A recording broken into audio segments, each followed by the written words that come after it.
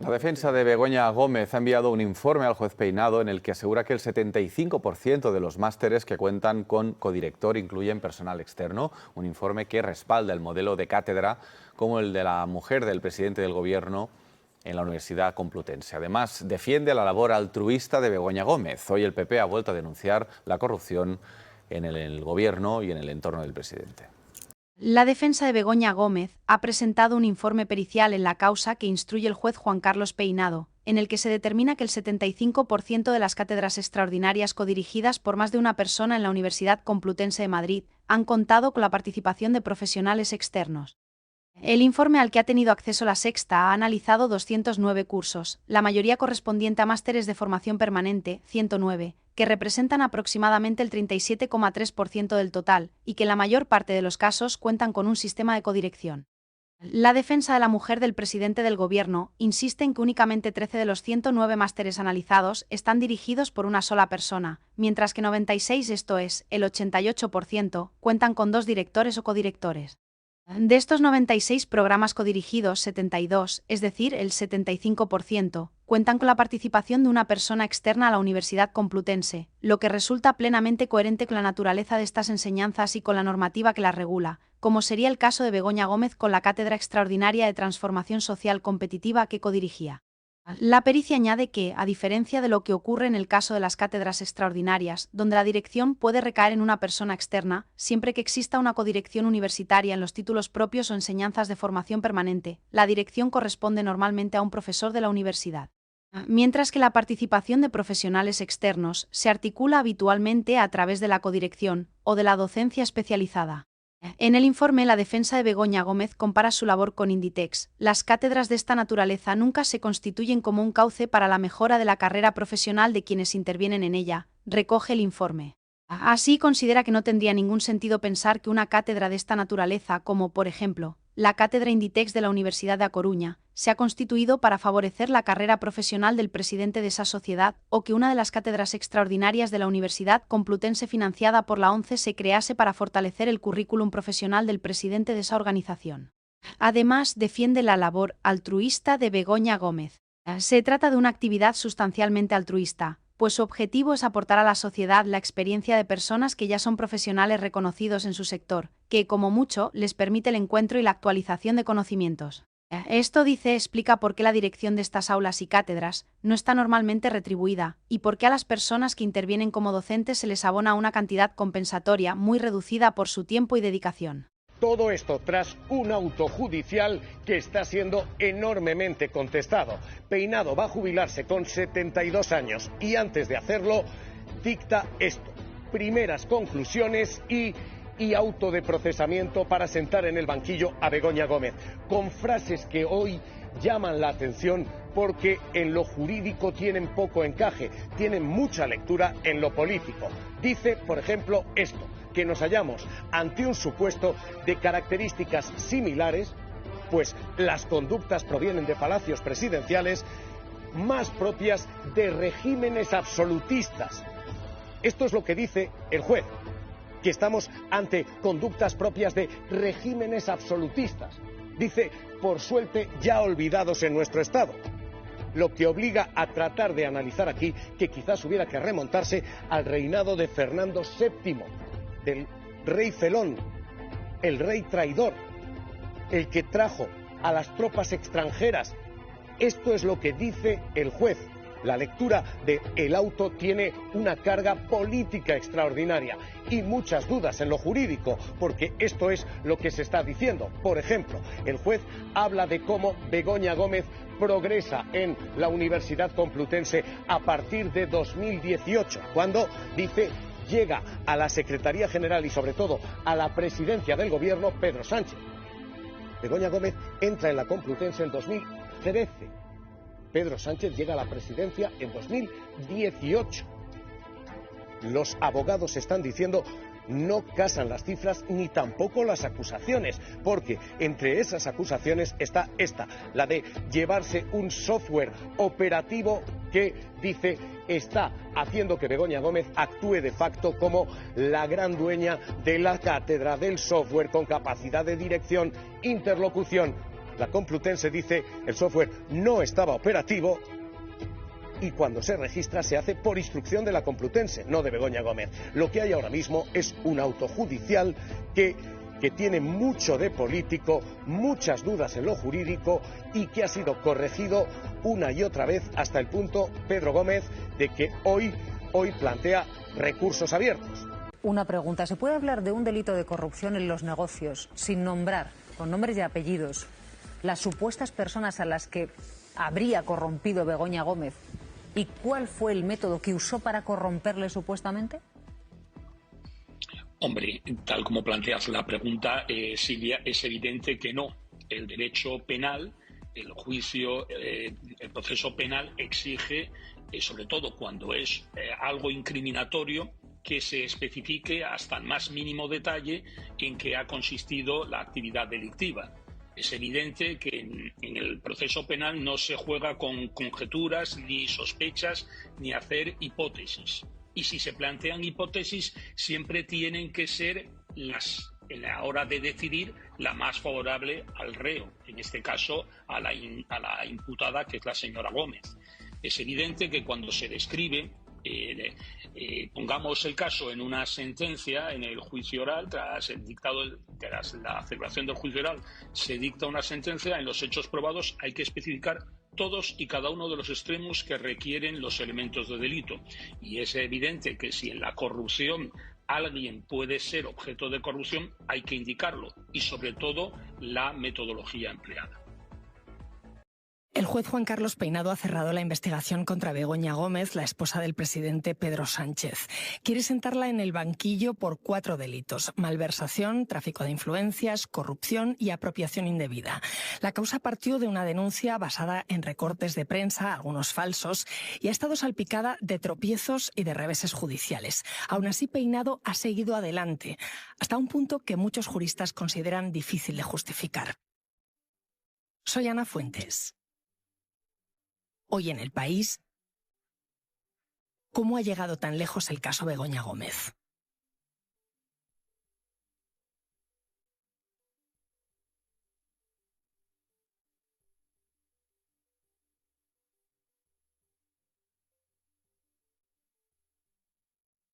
Esta es la historia de una investigación que nació entre dudas y que ha terminado colocando en el centro del debate no solo a Begoña Gómez, sino también al propio juez que instruye el caso, el juez Peinado. ¿Estamos ante una causa sólida o se han ido buscando delitos sobre la marcha? Es un desastre y es absolutamente errática, sin ningún criterio. Es lo que se llama una investigación prospectiva, porque en vez de investigar unos hechos, lo que se hace es investigar a una persona, y lo ha hecho abiertamente. Así lo ve Manuel Cancio, que es catedrático de Derecho Penal. Después le escuchamos, pero primero vamos a entender qué se está investigando y desde cuándo. Hola, Irene. Hola, Ana. Irene Dorta escribe de Tribunales en El País. Tú llevas 2 años siguiendo este caso.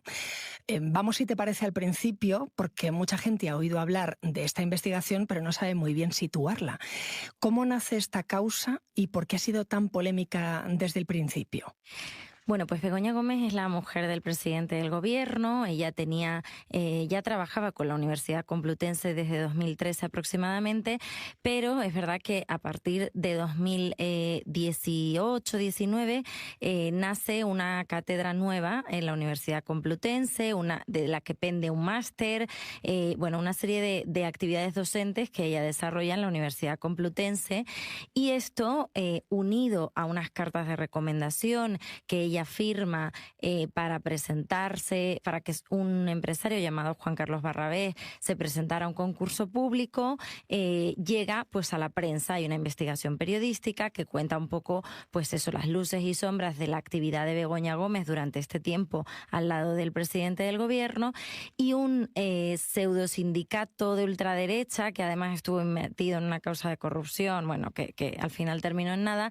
Pues este pseudo sindicato llamado Manos Limpias presenta una denuncia basada solamente en los recortes de prensa. Había una jurisprudencia del Supremo que decía que si solo había recortes de prensa no debían admitirse a trámite las denuncias, pero al final, bueno, pues en este caso la denuncia se admite y además la Audiencia Provincial lo avala, es decir, que la investigación per se en el núcleo se termina avalando y comienza la investigación judicial. Entonces, ante esa denuncia, la instrucción del caso le llega a un juez de Madrid, un juez de instrucción que se llama Juan Carlos Peinado. ¿Y qué pasa entonces? Exacto, Juan Carlos Peinado se hace cargo. Nosotros siempre decimos que hay jueces estrella y jueces que no son estrella. Se define la estrella en función de cuánto sale el nombre del juez en los titulares. Y en este caso Peinado ha dado muchos titulares, con lo cual un juez que aparentemente no conocíamos mucho, pues coge la causa, pues una de las más importantes que puede haber en España, porque es contra la mujer del presidente del gobierno. Son 4 delitos, ¿vale? Y hay como 3 patas en un inicio. Por un lado, estas cartas que Begoña Gómez firma, que también firman otras 32 entidades, pero bueno, que se centra en las que firma Begoña Gómez para presentarse /B junto con otras empresas a un concurso público. Por otro lado, una segunda pata que tiene que ver con esa cátedra que se crea en la Universidad Complutense y de la que pende un máster y cómo Begoña Gómez llega a ser profesora y codirectora de esa cátedra, y luego además se añadiría una pequeña pata aquí que es la del software, la creación de software por parte de unas empresas para aplicarlas a la cátedra. Y otra pata, que esta sí que la frena en seco la Audiencia Provincial, que es la del rescate de Aeroeuropa, que bueno, aquí Manos Limpias también dice que Begoña Gómez y su relación con el consejero delegado de esta empresa, Javier Hidalgo, pudo ayudar a que rescataran esta empresa durante la pandemia. Aquí la Audiencia Provincial dice que esto son meras conjeturas y que aquí no se meta. Entonces nos queda la Universidad Complutense y el tema de /B. Irene, el juez ha cerrado la instrucción este lunes tras 2 años de muchos vaivenes. ¿Hay fecha ya para juicio? No, todavía estamos muy lejos del juicio. El juez ha cerrado la instrucción, todavía esto se puede recurrir, le pueden echar para atrás este escrito, puede quedar mucho, pero sí que es verdad que estamos más cerca del juicio. Una vez la Audiencia Provincial avale este fin de la instrucción, este fin de la investigación, que por lo que parece y por lo que nos dicen las fuentes jurídicas metidas en el caso, lo hará, porque ya la Audiencia Provincial ha ido avalando sobre todo las cosas claves de la investigación, como esa malversación o como esos delitos que te he contado antes. Una vez tengamos ese auto ya firme, entonces sí podremos hablar de inicio de juicio. Y hemos visto mucho baile de investigados también. Además de Begoña Gómez, de la esposa del presidente, ¿quién va a sentarse en el banquillo? Bueno, esta ha sido probablemente una de las extravagancias más grandes de Peinado, que ha ido, por ejemplo, pasando de testigo a imputado, que es algo que no se puede hacer a varias personas que han pasado por su juzgado. Tú, si llamas a una persona a declarar, si crees que va a estar imputada, la tienes que llamar desde el principio como imputada para que venga como con abogado. No puedes llamarla primero como testigo y una vez te ha dicho la verdad ya la imputas. Entonces, esta lo ha hecho en Peinado en varias ocasiones, pues con el rector de la Universidad Complutense, con un alto cargo del Instituto de Empresas, y la Audiencia Provincial le ha ido tirando para atrás varios imputados. En este caso nos hemos quedado tanto con Begoña Gómez como con otros 2. /B, que es ese empresario que tuvo esas cartas firmadas por ella y que luego además trabajó de profesora en el máster, y Cristina Álvarez, que es la asesora de la Moncloa, que trabaja al lado de Begoña Gómez y que es la tercera imputada, pues sobre todo por ese supuesto delito de malversación. Ellos dicen que su salario se ha desviado porque no se ha utilizado para la actividad institucional, sino que se ha utilizado para estar pues mandando correos del tema del máster, etcétera, y por tanto pues se ha malversado ese dinero. Irene, yo veo 2 meollos en este juicio. Por un lado está qué hizo Begoña Gómez, si ha cometido algún delito, pero después está el propio juez instructor, Juan Carlos Peinado. Normalmente los protagonistas de un proceso judicial son las partes, ¿no? Acusados, defensas, pero como tú decías, este es un juez estrella. Más allá de eso, algunos juristas dicen que debería estar investigado por prevaricación, que está incumpliendo sus funciones. ¿Por qué? Bueno, desde luego es un juez peculiar. Yo creo que aquí todo el mundo está de acuerdo y si la investigación tenía algún sentido, él ha dado mucha gasolina a que todo se tire por tierra, porque al final la forma en la que tú instruyes en tribunales no solo es importante el fondo, sino también la forma. Como te decía antes, si tú a un testigo lo imputas, pues ya está mal hecho y a lo mejor te cargas esa parte de la investigación. Entonces, en este caso, Peinado ha sido bastante extravagante en muchas de las cosas que ha hecho. Ha tratado de imputar a un ministro de Justicia, nada menos, y el Tribunal Supremo le ha dicho que no había ni mínimamente un indicio para ello. Ha ido a la Moncloa a tomarle declaración al presidente del gobierno, ha hecho cosas pues como multar a los abogados por hablar con la prensa, que luego también eso se lo han tirado para atrás, ha dictado autos verdaderamente locos, como que no se iba a subir en el coche de un policía porque no sabía bien quién era, cuando un día le pusieron un coche para ir a tomarle declaración a Bolaños. En fin, ha hecho muchas cosas que son muy extravagantes y que además, por ejemplo, el ministro Bolaños le ha denunciado dentro del Consejo General del Poder Judicial, que es el órgano que controla a los jueces, y todavía esa denuncia está por ver a dónde va. El propio presidente del gobierno se querelló contra él, que eso también ha sido inaudito hasta ahora en democracia, pero bueno, eso no llegó a ningún lado porque ese archivo es difícil de alguna manera demostrar que un juez prevarica, y en este caso pues Peinado ha estado ahí un poco en la línea. A Begoña Gómez la va a juzgar un jurado popular, es lo que ha determinado el juez Peinado. ¿Por qué? Esta es una de las cosas que te decía que creo que parece más relevante de lo que es, porque parece que Peinado lo ha hecho, y en este caso no es una ocurrencia de Peinado, pero como ya todo lo damos por hecho, que este señor instruye la causa regulera, pues parece que esto es una ocurrencia de él, y en realidad no, en realidad este era el cauce normal de la causa, porque la causa tiene un delito de malversación que por ley la juzga un tribunal por jurado, y en ese caso normalmente arrastra el resto de delitos a ello. No estamos acostumbrados a ver causas de corrupción en jurado popular, porque normalmente las causas de corrupción tienen otro delito más, que es el de prevaricación, que en este caso no concurre, y en ese caso no se haría por tribunal de jurado. Es una cosa muy técnica, pero bueno, que tal y como se han dado, tal y como se ha dado la instrucción y tal y como han terminado los delitos, pues en este caso sí que el jurado popular es el que encaja. Y mientras en Madrid el juez Peinado daba un paso más para acercar a Begoña Gómez al banquillo, ella estaba a miles de kilómetros en Pekín acompañando a Pedro Sánchez en un viaje oficial a China. Según contó la Moncloa, ella se enteró por la prensa, al mismo tiempo que el resto de los ciudadanos, al volver al hotel después de una jornada con actos oficiales en la que había estado acompañando al presidente. Allí también estaba nuestra compañera Inma Carretero. ¿Qué tal? Hola, ¿qué tal? Buenas. Inma, siempre que hay un viaje internacional del presidente sale el juez Peinado. Bueno, no en todos, pero sí en muchos, ¿no? Eso es lo que la Moncloa está diciendo, que no puede ser casual. Es verdad que cuando la semana pasada nos comentaron cómo se iba a desarrollar este viaje oficial de Pedro Sánchez a China, cuando contaron que venía la esposa del presidente, hubo algún compañero que entre chascarrillos dijo haber Peinado, porque es verdad que ha sorprendido con alguna que otra decisión importante sobre la instrucción del caso Begoña, cuando Sánchez ha estado en el extranjero, y también en muchas ocasiones en las que su esposa ejerce como acompañante en los actos oficiales con el presidente. Ocurrió en la India, en un viaje oficial a la India, que ahí emitió un auto el juez ampliando los delitos por los que imputaba a Begoña Gómez. También hubo una decisión importante en la Asamblea de Naciones Unidas cuando estaba Sánchez en Nueva York en septiembre pasado, y eso en el gobierno dicen que no es casual, que lo hace para tener más relevancia, porque claro,